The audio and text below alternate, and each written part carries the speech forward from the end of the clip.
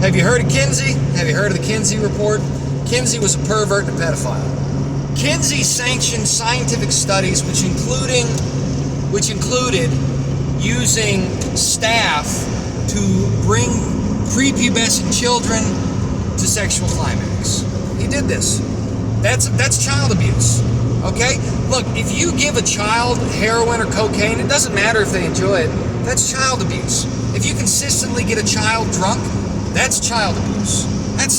Why do I have to explain this? I shouldn't have to. The reason I have to explain it now is because we live in a world where sexual child abuse is allowed because a protected class does it. Addiction is not a protected class. There are people who are born with an addiction to crack cocaine, and they don't grow up to be crackheads. Not all crack babies become crackheads, but there are crack babies, okay?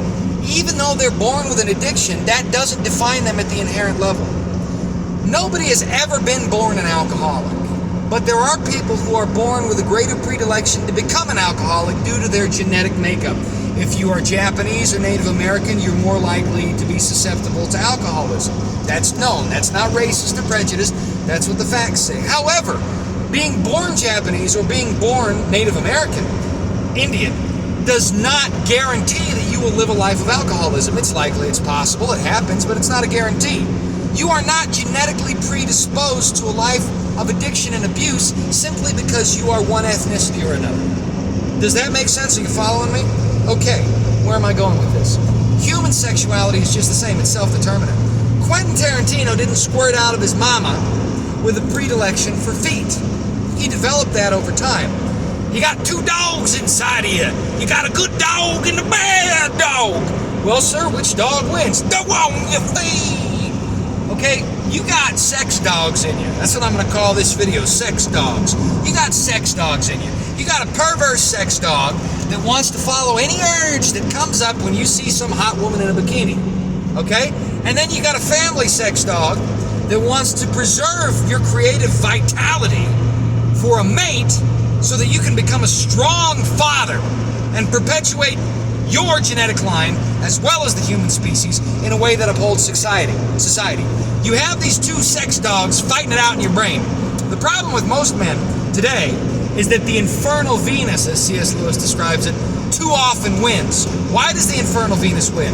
Well, there's a lot of reasons for it, but a big reason is we're taught that promiscuity is sexually healthy and that giving into those urges is sexually healthy. And the reason we're taught that is because it produces broken sexual relations and the dissolution of the nuclear family. It subverts society on an ideological level and forces us into government dependence. When you get into a bunch of bad relationships, you have a bunch of baby mamas, you're a baby daddy, but you're not a husband, all of a sudden you have a bunch of alimony requirements and you have dependency factors that force you to lean on the government. So does the woman. All of a sudden your independence goes down. When you're in a nuclear family or you're single, your money stays within your unit and you can grow it from there without having to rely on dependency or take additional work to support the difficulties you're going through. Now, I'm not against single dads and moms. I think a lot of those situations are totally avoidable, and there are many situations where either individual is at fault. But there are plenty of situations where nobody's at fault and where they're doing the best they can with what they've got where they're at, and they're in a bum situation. It's best to get married and have a male and female at the head of the household. That's not always possible, and the government's trying to make it harder to do that. So you're in an uphill climb. I'm not against you. I'm pointing out the facts. The reason I'm pointing it out is because we have a sexual perversity in our country that is being enforced from the top down as though that perversity were a protected class. Okay? Anne Hesh was having sex with Ellen DeGeneres until Anne Hesh and Ellen DeGeneres broke up, and Anne Hesh decided she wanted to be straight. She became straight, she married a man. I've personally known 6 or 7 people, maybe as many as 10 if I really think about it, who were involved in homosexual sexual relations and quit doing that and haven't gone back. Haven't gone back. Some of them are mothers and fathers of successful family units that are doing way better than all the blue-haired stinkers out in LA living their best life in their mid-30s as cat wine moms. All right? That's ridiculous. It's not good for society. Here's the issue. I'm not saying our society should make sexual deviancy and perversion illegal. That would probably be good for our society. I'm not saying that's what we should do. What I am saying is we should not make a protected class out of sexual deviance for the same reason we should not make a protected class out of addicts. Some people are born into alcoholic families. They shouldn't get a stipend from the government just because they're Japanese or Indian and more given to alcoholism. When you give needles to heroin addicts in LA, in San Francisco, in Portland, in Seattle, in all these blue cities where they're doing that, guess what? You don't reduce heroin. What you do is perpetuate the addictive rot on that component of society by enabling it. That's what's going on with the gay movement right now. Everybody says we shouldn't have let the trannies into the libraries in 2015. No. We shouldn't have, but that's not the issue. The real issue is being too uncomfortable and scared to have a frank conversation about what's true. And the truth is, everybody is susceptible to sexual addiction. Everybody has probably done something perverse. And none of those things are excusable just because you may have done it too. Okay? Not having sex is better than pushing sodomy on children. That seems like a pretty basic thing to say. Human sexuality is self-determined. The only sexuality which has a biological imperative is that which facilitates genetic reproduction. From the deep time evolutionary angle, and I don't believe in evolution, but I understand it. From the deep time evolutionary angle, species that are more successfully able to pass on their genetic material become more fit and survive over millennia. From the Christian angle, God made them male and female, and human sexuality is something He designed for the purposes of reproduction rather. So from neither extreme is the gay movement something which is vindicated by the facts. From either extreme, the facts clearly indicate that sexual perversity, number one, exists, number two, is not inherent, and number three, does not deserve government protection. People today think that by helping the trans movement have drag queen story hour in front of children, they help a class of marginalized people, like the blacks when the black communities were not allowed into public schools. It's a different thing. You cannot change the color of your skin, even though we're 99.9% the same DNA, and these are very minor differences. There are differences. You can't become black because you're Rachel Dolezal and you have curly hair. That's not how it works. This is why Dave Chappelle and Kanye West have come out against these things. Now, don't get me wrong. I don't hate anybody. I don't hate anybody who's sexually perverse. What I'm saying is we should not have these people as a protected class in our society. Our tax dollars should not be used to underwrite their activity and protect it. And such activity is absolutely, beyond a shadow of a doubt, wrong to present and force on children. These things are not right. They shouldn't be going on.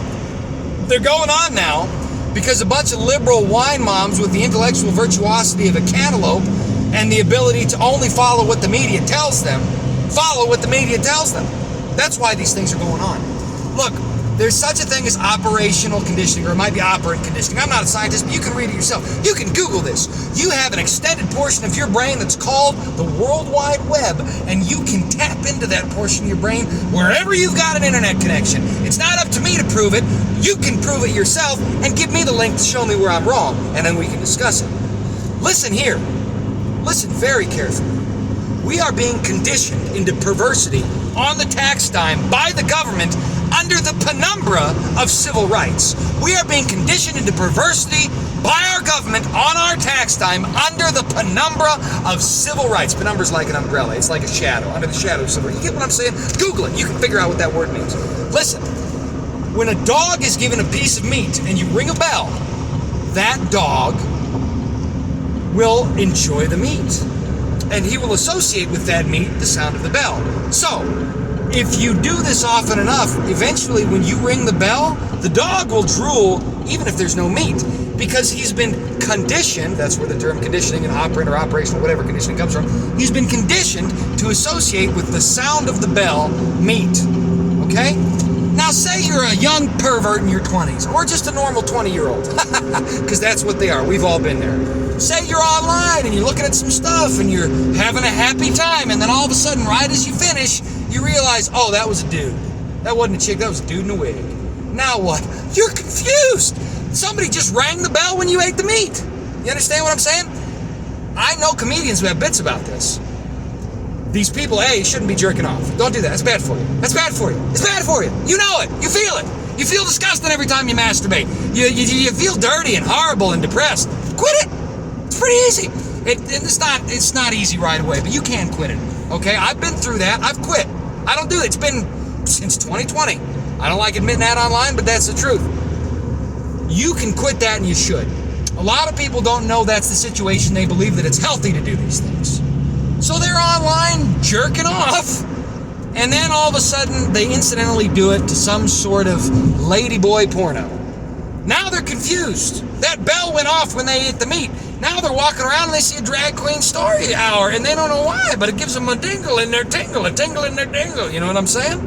And now they're like, oh, what's going on there? I can go check that out. That's operational conditioning. Now, it's bad enough when this operational conditioning is leveled at adults who should know better, but we're human beings. That means we can be manipulated and controlled, and 80% of us are dumber than a bag of rocks. I don't know where I fall. I hope I'm in the top 20% of the Pareto principle distribution, but I don't know. I just talk fast. That's bad enough when you're an adult. When you're a child watching Blue's Clues, and they put a gay parade on with a bunch of men dressed as women with makeup like clowns, that will fundamentally confuse you. You know, most of you, when you were 3 years old, still pooped your pants a couple times. I don't want to brag, but I know I did. That's stupid to say online too, but I don't care. Most of you did that. Today, most children who are 3 or 4 years old are still doing that. Okay? Most children who are 3 or 4 years old, they're learning math. All right. Well, I'm going to say that's the end of it because my camera fell down and I'm in town and I should pay attention to the road. Here's my point. You don't hate gay people, but there's no people who are actually gay. There's perversity, and perversity is... Ooh, she was cute. Sorry. This beard keeps me single. Perversity is something we should not allow in our society or make a protected class of. Just because you get off the feet, or you want to dress in women's clothes, or you like sodomy with men as a man, doesn't mean you should be a protected class. That's wickedness, and it's wrong, and it's killing our society, and it's resulting in child abuse. It's even resulting in human trafficking. I mean, they're pushing gender dimorphism on prepubescent and pubescent children at the public level. They don't tell parents about it because parents know better and say, oh, honey, you're not a boy, you're a girl, or you're not a girl, you're a boy. So what do? They lie, cheat, and steal for the sake of the government and this quote-unquote protected class, and then these kids get human trafficked. Some gal named Sage or something or other, that happened to her recently, and it's all across. It makes me angry. It should make you angry. We don't need to hate these people, but we need to remove any protections on them from our society, and we need to not force this propagandized ideal of perversity on children. It's pretty straightforward. We basically need to go back to before the 90s.